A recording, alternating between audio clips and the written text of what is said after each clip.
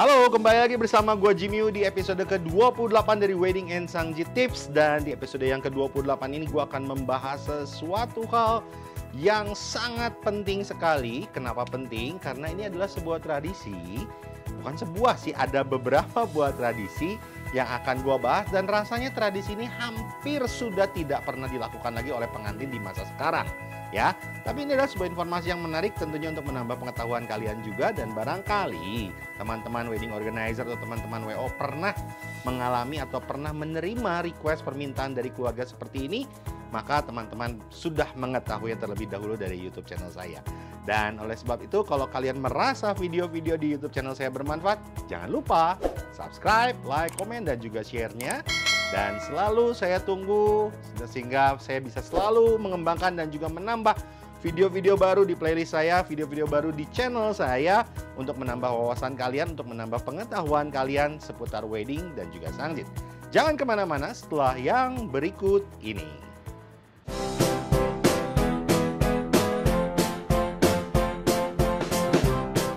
Di episode yang ke-28 ini, gue akan membahas sesuatu hal yang sebetulnya ini adalah tradisi yang harusnya sih dijalankan ya. Tapi saya yakin sudah banyak dari Anda yang sudah tidak menjalankan tradisi ini.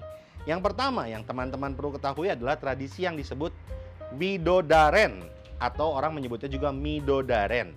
Ini bukan hanya diselenggarakan oleh orang Chinese saja, tapi orang Jawa pun melakukan tradisi Widodaren atau Midodaren ini, yang mana asal kata dari Widodaren ini adalah dari widodari atau widadari atau alias bidadari, yang dimana acara ini dilakukan adalah di H-1 hari sebelum pernikahan. Dan ini adalah malam di mana orang tua akan memberikan doa-doanya kepada sang putri atau sang calon mempelai wanita karena besok dia akan menikah. Ya, nah orang Chinese pun melakukan hal yang sama. Mereka pun memiliki malam Midodaren yang tentunya berisi dengan nasihat-nasihat yang ingin disampaikan orang tua untuk putrinya. Dan juga mereka akan menggelar sebuah makan malam mungkin dengan jumlah makanan yang kembali ingat harus genap dan harus dihadiri juga dengan jumlah orang yang sama, harus genap. Dan genap terhitung sang calon mempelai wanita ya. Jadi dengan calon mempelai wanitanya sudah terhitung genap. Dan tentunya ini tidak mengundang keluarga mempelai pria, khusus hanya untuk acara mempelai wanita saja. Itu adalah sebuah tradisi pertama yang seringkali Midodaren akhirnya cuma kumpul-kumpul makan-makan doang, ya kan? Nah, tapi ternyata ada meaning lebih dari malam Midodaren. Yang kedua, yang kalian harus ingat adalah ada tradisi pasang spray. Kalau kalian belum nonton video saya tentang pasang spray, silahkan di scroll, dicari, atau bisa klik link di atas ini. Tradisi pindah koper dan pasang spray. Ada beberapa keluarga yang mengharuskan pasang spray itu dilakukan oleh orang tua. Betul, orang yang dihormati. Betul, pasangan bahagia. Artinya dia sudah menikahkan putra atau putrinya, masih pasangan lengkap. Dan diharapkan sudah punya anak maupun cucu. Nah, saya sudah jelaskan di video tersebut bahwa anak atau cucu tersebut akan melompati ranjang-ranjangnya. Ranjang-ranjangnya, tapi akan melompati ranjang pengantin. Ya, nah ada kepercayaan dari beberapa orang Chinese bahwa yang melompati ranjang tersebut adalah anak laki-laki dan harus bersio naga. Nah, ini ya. Kalau sekarang tradisi ini sudah mulai ditinggalkan karena apa? Sekarang persamaan gender ya. Kalau zaman dulu katanya anak tuh harus laki-laki. Sekarang kan sudah persamaan gender, laki perempuan sama saja. Itu yang pertama. Yang kedua, ada kepercayaan bahwa harus sio naga karena naga dianggap sebagai makhluk yang disimbolkan untuk seorang pemimpin, seorang kaisar, seorang raja, ya. Makanya itu katanya harus anak laki yang bersio naga. Tapi ya sekarang kan ya itu tadi ya, perkembangan modern, laki perempuan sama saja. Malah sekarang kepercayaannya lebih mengarah ke kalian ingin punya anak pertama nanti, anak kedua nanti, anak ketiga nanti, pengen gendernya seperti apa. Katanya kalau yang loncatinnya anak pertamanya perempuan atau anak yang lebih tuanya perempuan, anak yang keduanya lebih kecilnya laki-laki, maka kalian pun akan punya anak dengan urutan yang sama. Anak pertama kalian akan perempuan, anak kedua kalian laki-laki. Dan itu terjadi pada saya. Itulah dua informasi pertama. Jangan kemana-mana, tetap di video ini dan saya akan lanjutkan di segmen selanjutnya.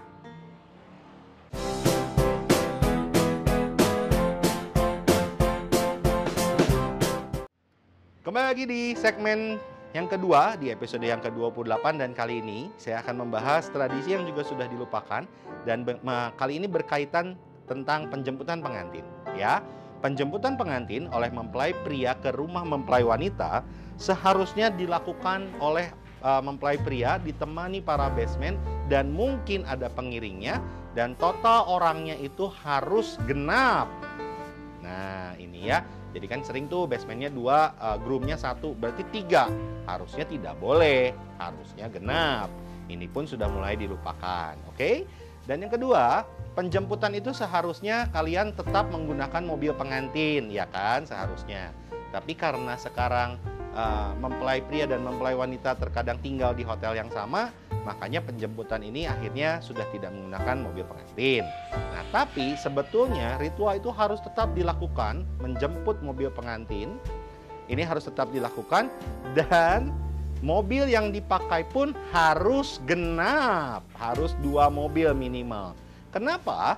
Karena ternyata ketika memang ada prosesi penjemputan dengan menggunakan kendaraan mobil pengantin tidak boleh di urutan pertama, tapi mobil pengantin harus berada di urutan kedua. Karena apa? Karena genap, ya. Jadi itu adalah tradisi yang juga sering kali dilupakan, saya yakin, karena rata-rata iringan mobil pengantin di mana? Paling depan katanya. Oke, ini ada catatan penting untuk teman-teman wedding organizer. Mobil pengantin harus di urutan kedua, dan pengiring yang menemani sang mempelai pria menjemput mempelai wanita jumlahnya pun harus genap.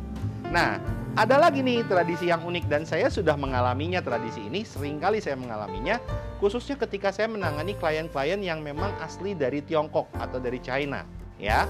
Mereka terkadang merequest begini, saya pengen ada balon atau ada konverti ketika penjemputan pengantin. Saya pikir, wow, pakai konverti kenapa ya, supaya meriah kah? Nah, ternyata ada kisah di balik itu, bahwa di zaman dulu ketika mempelai pria sudah dekat ke rumah mempelai wanita, mereka akan menyalakan meriam, dar gitu ya. Dan sebagai pertanda bahwa mereka sudah dekat, dan ketika meriam ini sudah dibunyikan, maka mempelai wanita pun akan melakukan yang sama, dan mereka akan menyalakan petasan, ya. Nah, sebetulnya untuk apa sih? Kalau meriam itu ya untuk mengusir hal buruk, begitu pula dengan petasan. Tapi kan nggak mungkin sekarang kita tinggal di kota terus nyalain meriam. Meriam dari mana? Ya nggak? Jadi, buatlah suasana atau suara-suara gaduh seperti kentongan, seperti balon diledakkan, diletuskan. Kemudian konverti juga bisa, dor gitu kan. Ada konverti juga ada suaranya ya. Terus apalagi ya, pokoknya suara-suara gaduh lah. Nah, itu seringkali masih dilakukan sampai ke hari ini. Nah, ketika rombongan sudah sampai di rumah mempelai wanita, maka biasanya kalau pengantin zaman sekarang, mereka akan melakukan gate crasher atau doors games, ya. Sebetulnya yang tepat istilahnya adalah gate crasher. Why? Karena mempelai pria ketika mereka sampai ke rumah mempelai wanita, itu sebetulnya mereka akan dihalang-halangi. Karena seolah-olah gini, jangan ambil saudara kami, jangan ambil saudara perempuan kami, jangan ambil adik kami, jangan ambil kakak kami. Ya, kalau kamu mau mengambil kakak kami atau mengambil saudara perempuan kami, apa yang kamu mampu sebagai suami, tunjukkan kemampuanmu. Maka gate crasher itu akan adegannya benar-benar mendobrak pintu, benar-benar akan dihalangi, pintunya ditahan dari dalam, dan pintu itu baru akan dibuka kalau si cowok atau si mempelai pria bisa menjawab tantangan-tantangan dari keluarga mempelai wanita. Nah, tantangannya bukan peloncoan, ya, bukan dikerjain, bukan sebetulnya. Yang betul adalah bagaimana si pria akan diuji kemampuannya menjadi seorang pria yang jantan, pria pemberani, pria yang kuat dan mampu untuk menjadi pemimpin ketika mereka membangun rumah tangga nanti. Dan akhirnya ya pekerjaannya apa? Gate crasher ini ya kerjaannya adalah bagaimana seorang pria ini diuji kekuatannya, kecerdasannya, kemampuannya, dan bahkan ada beberapa yang diuji untuk kemampuan atau pengetahuan mengenai tradisi dari sang mempelai wanita, tradisi keluarga sang mempelai wanita, ya. Jadi bukan siksa suruh minum jamu, suruh makan wasabi, nggak seperti itu sih sebenarnya, atau taruh Oreo, suruh masuk ke mulut di kening terus suruh masuk ke mulut. Itu games buat Sweet 17, bapak-bapak, ibu-ibu, ya, bukan untuk gatecrasher sebetulnya. Meaningnya harus ada, dan itu adalah meaning yang penting, makna yang penting karena ada tujuannya. Nah, setelah pengantin ketemu, temon, itu seperti biasa sudah saya jelaskan juga di video-video sebelumnya. Kalian bisa tonton di channel ini atau di playlist ini. Dan ada satu sesi yang cukup penting dalam penjemputan adalah ketika ada suapan ronde dan suapan miswa. Meaningnya adalah suapan ronde, suapan miswa adalah suapan terakhir dari mama untuk sang anak. Ini pun sudah pernah saya bahas di video sebelumnya, maaf. Tidak akan saya bahas lagi di sini, tapi ternyata ada satu hal yang cukup penting adalah bukan hanya suapannya saja, tapi kembali kali ini ada nasihat-nasihat yang harus disampaikan sang papa atau sang mama kepada anak mereka, sang mempelai wanita tentunya karena ini di rumah mempelai wanita, dan juga kepada calon suaminya, ya. Dan ini seringkali dilupakan, ya, diabaikan. Nah, kemudian ketika sang mempelai akan berangkat keluar dari rumah, ini pun ada poin-poin yang harus diperhatikan. Apa saja poin-poinnya? Jangan kemana-mana setelah yang berikut ini.